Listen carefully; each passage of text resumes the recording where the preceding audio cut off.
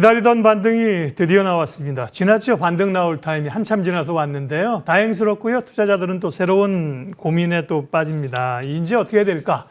예, 오늘 10시 시황에서는 키움증권 오현진 연구위원 오셨는데요. 시장 상황과 함께 또 스몰캡 유망주 발굴하겠습니다. 어서 오십시오. 네, 안녕하십니까. 네, 오늘의 전략 주제는 이렇게 잡아봤습니다.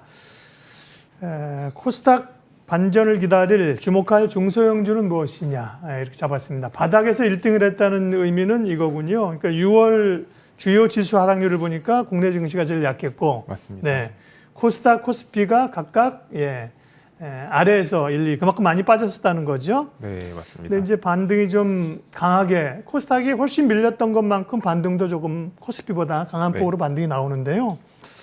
바닥을 지나고 있는 겁니까? 혹은 또 아직 아니라는 시각이 있는데 오 의원님 시각은 어떠세요? 일단은 단기적으로 결론부터 말씀드리자면 단기적으로는 바닥을 형성을 할 것으로 보고 있습니다. 근데 뭐 말씀해 주셨다시피 단소를 다셨네, 단기적이라고. 네, 맞습니다. 사실 말씀해 주셨다시피 코스닥 시장 같은 경우가 특히나 이제 뭐 6월 전체적으로 봤을 때 그 바닥에서 이제 1등을 했었던 요인 중에 하나가 이제 저번 주에 그 주가 흐름이었었는데 코스피 국내 증시가 이제 글로벌 증시와도 달랐지만 그 중에서도 이제 코스피와 코스닥에서도 차별화가 나타나면서 코스닥이 저번 주에 상당히 좀 부진을 했었어요. 이제 여러 요소들이 있겠지만 저희가 꼽는 이제 대표적인 요소는 이제 아무래도 이제 수급적인 요인으로 그 확인을 할 수밖에 없었는데요. 뭐 신용이라든가 여러 가지 뭐 반대매매 관련된 수급의 영향이 컸었고. 그것을 이제 적극적으로 이용한 외국인들의 어떤 그 매도세 이런 부분도 영향을 끼쳤다고 보고 있습니다. 그러다 보니까 사실 저번 주에 반등이 나오면서 저번 주 금요일에 이제 반등이 나오면서 이런 어떻게 보면 악순환이 좀 일단락됐다라고 볼 수 있고요. 그런 면에서는 이번 주 뭐 오늘도 그러겠지만 글로벌 증시를 좀 따라잡는 단기 반등은 나와야 되지 않을까라고 보고 있습니다.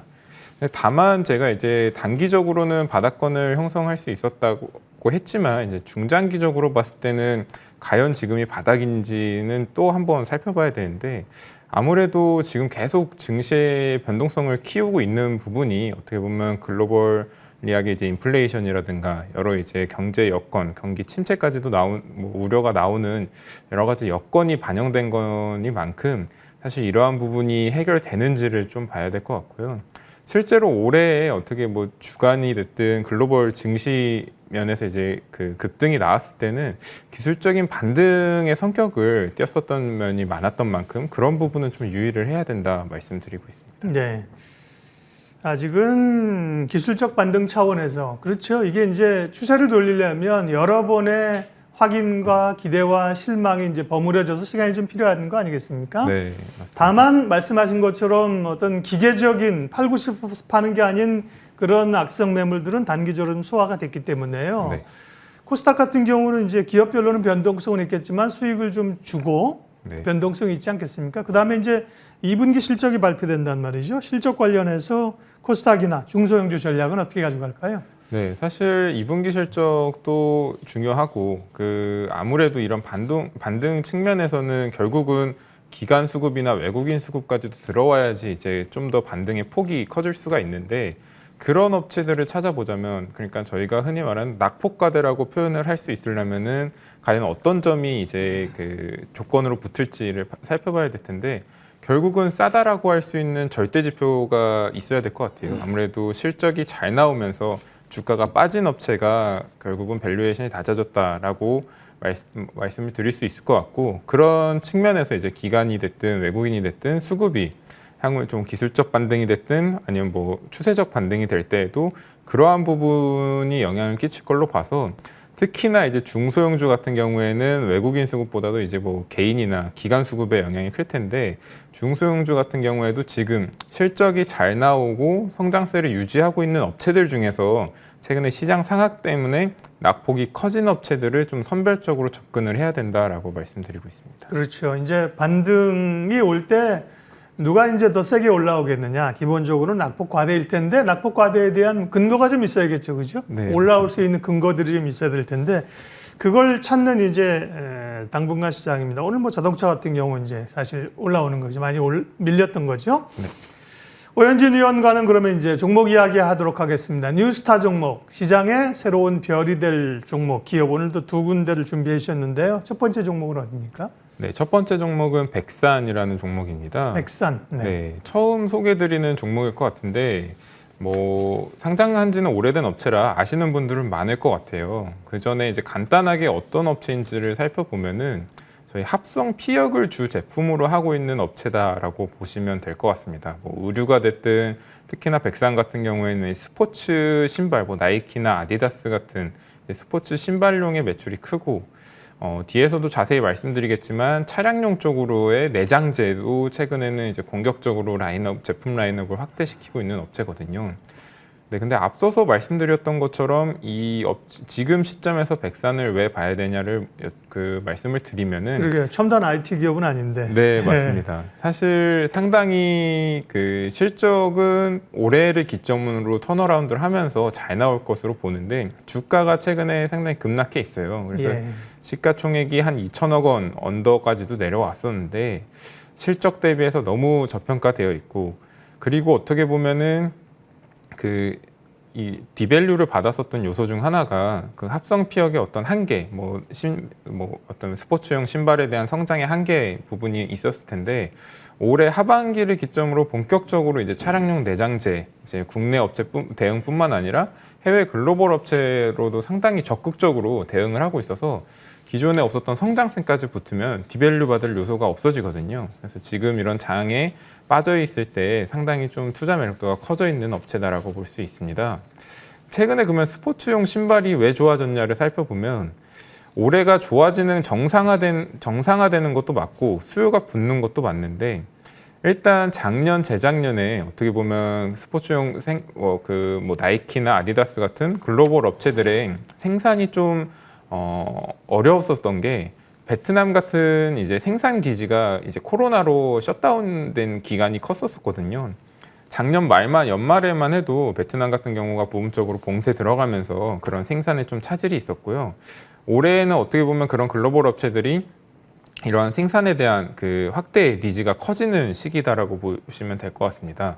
물론 경기 침체에 대한 여러 우려는 있지만 실제로 뭐 나이키나 이런 글로벌 업체들의 컨코를 보면은 지금 수요는 상당히 탄탄하게 유지되고 있는 걸로 파악이 되고 있거든요.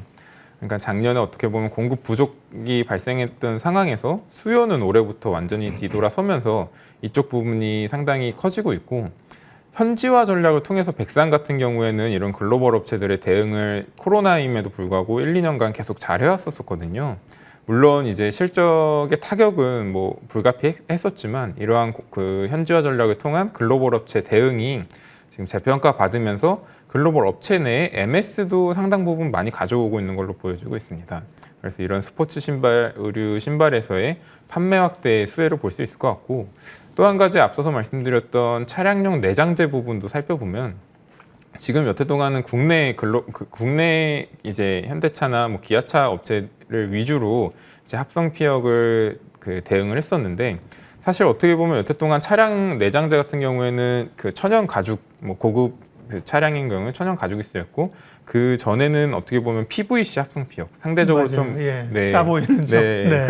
그런 이 피혁인 합성 피혁을 많이 썼었는데 전기차 그 시대가 도래하면서 친환경에 대한 수요가 사실 내장재에도 요구를 할 수밖에 없는 상황이거든요. 네. 그러다 보니까 여러 글로벌 전기차 업체도 합성 피혁, 백산이 주력적으로 하고 있는 PU 합성 피혁에 상당히 관심을 드러내고 있고 이쪽 관련해서 워낙에 시장이 가점화되어 있고 백산이 오랜 기간 좀 경쟁력을 유지했던 부분이라 이쪽 부분에서 지금 하반기 이후에 상당히 그 고객사 다변화에 대한 기대감이 커진 상황이다라고 보시면 될 것 같습니다. 그러면 이제 기본적으로 신발이나 이런 쪽은 생산 차질이 있었던 게 해소된다는 건 이해가 되고요. 네. 차량용 쪽이 오늘 이제 새로운 포인트인데 그러면 차량용 쪽이 매출 포션이나 늘어나는 비율이 얼마나 됩니까? 차량용은 사실 작년 기준으로 20% 내외였었는데 올해 1분기에 25%로 올라온 상태고요.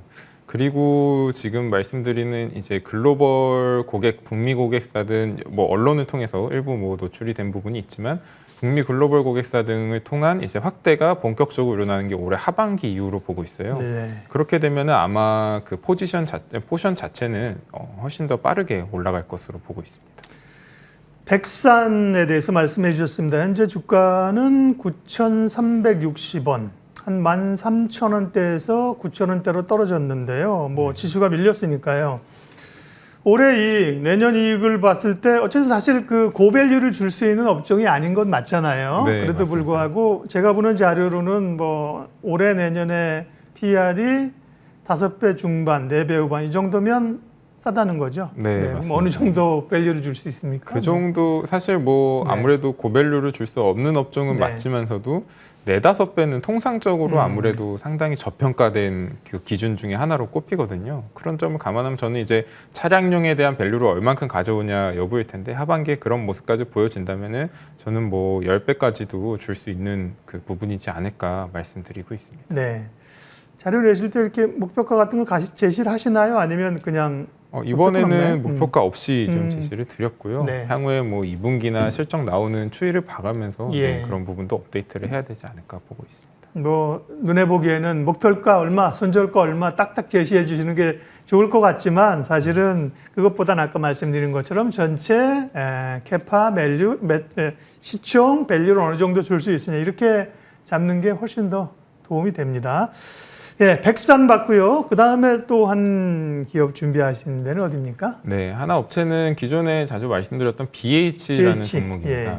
네, 이 시점에서 또 BH를 말씀드리는 제가 사실 뭐 기관 세미나나 다니면서 이제 좀 저평가된 업체들을 좀 말씀을 해달라 할 때 대표적으로 이제 BH랑 앞선 백산을 말씀을 드리는데 오늘 화두는 이제 낙폭과대 저평가군요. 네, 맞습니다. 사실 물론 실적이 비수기임에도 이제 모바일용 이제 디스플레이용 RF PCB 하는 업체인데 비수기인 1, 2분기에도 지금 상반기에도 실적 흐름이 양호할 거라는 전망이 이어지면서 시장 대비해서는 그래도 좀 선방한 주가를 보였지만 여전히 뭐 그 기존 주가 대비에는 상당히 낙폭이 빠져 있는 상태고 기존 주가인 시점에서도 시가총액인 상황에서도 상당히 저평가를 받았었던 요소가 많았었거든요. 사실 모바일 쪽 부분의 성장에도 불구하고 그 성장이 좀 정체되어 있음에도 불구하고 BH가 타겟하고 있는 제품 모델들은 프리미엄, 뭐 그 북미 고객사인 경우에는 뭐 아이폰 프로나 프로 맥스, 프로 시리즈 단이고 그리고 뒤에서 말씀드리겠지만 그 저희 국내 모바일 제조사 쪽으로는 뭐 폴더블이나 뭐 S 시리즈 같은 이제 상위 그 플래그십을 위주로 대응하다 보니까 최근에 전반적인 모바일 수요 둔화에도 불구하고 최근에 뭐 5월달 그 스마트폰 데이터도 나왔지만 그 프로나 프로맥스 같은 이제 최상위 단의 수요는 여전히 하거든요. 아무래도 이런 쪽으로 제품을 납품하는 BH가 상대적으로 실적 방어도 하면서 주가도 어느 정도 흐름을 막았지만 그럼에도 올해 이제 그 실적이 컨텀업 되는 부분 관련해서는 여전히 좀 저평가되어 있다고 보고 있어요. 아무래도 작년 대비 가파르게 늘어나는 거는 기존에도 계속 말씀드렸던 경쟁사 철수를 통한 올해부터 온기로 이제 그 경쟁사 철수에 대한 수혜를 받게 되는 부분도 있고요. 앞서 말씀드린 것처럼 프로나 프로맥스 단의 저희 주력 그 모델이 그 계속적으로 양호한 실적이 전망됨에 따라 이러한 부분도 탄탄하게 실적이 전망되는데 또 하나 좀 기대되는 건 지금 하반기에 폴더블 경쟁사 철수란 이제 LG전자에서 스마트폰 그만둔 걸 얘기하시는 건가요? 아니요. 저희 네. 원래 여기가 삼성전기가 이제 RF PCB를 같이 납품을 하고 있었는데 북미 네네. 고객사 쪽으로 작년 11월을 기점으로 이제 그 북미 고객사 그 삼성전기가 RF PCB 사업을 아예 철수를 했어요. 아, 네. 거의- 국민고객사 A사로 네네. 그러니까 삼성전기가 이쪽에 이제 더 수혜가 되는군요. 네네 맞습니다. 그런 부분이 올해부터 온기로 네. 반영되면서 아, 예. 네, 사실 거의 제일 포지션이 컸었던 음. 경쟁사 중에 하나였기 때문에 올해 실적이 애드업되는 부분이 상당히 크고요. 그리고 올해 하반기에 이제 저희 폴더블 출시를 하게 되면은 RF PCB 특성상 폴더블 디스플레이가 커지고 이러면 이제 적층수도 높아지고 네. 들어가는 RF PCB 개수도 많아지면서 이러한 부분도 상당히 그 효과를 볼 수 있습니다. 지금 표에서도 나오다시피 디지타이저에 대한 공급망에도 등록이 된 것으로 파악이 되고 있어요. 그러다 보니까 기존의 FPCB뿐만 아니라 신규 제품마저도 이제 물론 포지션 자체는 그렇게 크진 않겠지만 들어가게 된다면 하반기에는 폴더블에 대한 또 실적 기대감도 충분히 저희가 기대할 수 있다라고 말씀드리고 있습니다. 근데 최근에 기판 업체들이 엄청 빠졌거든요. 사실 실적이 좋게 나오는 쪽이 IT 가운데 기판인데요. 네, 엄청 맞습니다. 빠졌거든요. 뭐 네. 심텍이나 이런 쪽도 보면요. 네. BH 24,700원, 650원. 네. 네. 뭐 밸류나 주가 얘기 잠깐만 해주고 마무리해 주십시오. 네, 사실 말씀드렸던 기판 쪽 최근에 부진했던 부분은 아무래도 뭐 반도체 기판 쪽이나 이런 쪽에 그 영향이 좀 컸었던 네. 걸로 보여지고 있고요. BH는 모바일용 디스플레이 기판이다 보니까 사실 딱히 어떤 뭐 피어 그룹이나 경쟁사라고 말씀드릴 업체들이 많이 없어졌어요. 네. 그래서 아무래도 이쪽에서의 좀 어떤 그 실적적인 부분이나 이런 그 집중도는 계속될 걸로 보여지고 있고, 이에 따라서 지금 올해나 내년 기준으로 실적을 삼아도 지금 PER이 6배대까지도 아마 지금 떨어진 걸로 파악이 되거든요. 상당히 지금 저평가되어 있고, 제가 목표 주가를 43,000원을 제시를 했었는데 네. 최근에 낙폭 과대되면서 여전히 뭐 그 정도 그 주가 그 폭은 더 커졌지만 여전히 뭐 43,000원대의 밸류가 부담스럽진 않은 목표 주가다라고 말씀드리고 있습니다. 네, 오늘 시황의 해설자들 키움증권 오현진 연구위원과 함께했습니다. 특별히 코스닥 중소형주 대응 전략 그리고 핵심은 이제 낙폭 과대이거든요. 오늘 이제 두 기업 말씀해 주셨고요. 머니투데이 방송 유튜브에 오현진의 뉴스타 종목을 검색하시면 말씀하신 종목들이 쭉 올라가 있으니까 참고해 주십시오. 오현진 위원님 함께했습니다. 고맙습니다. 네, 감사합니다.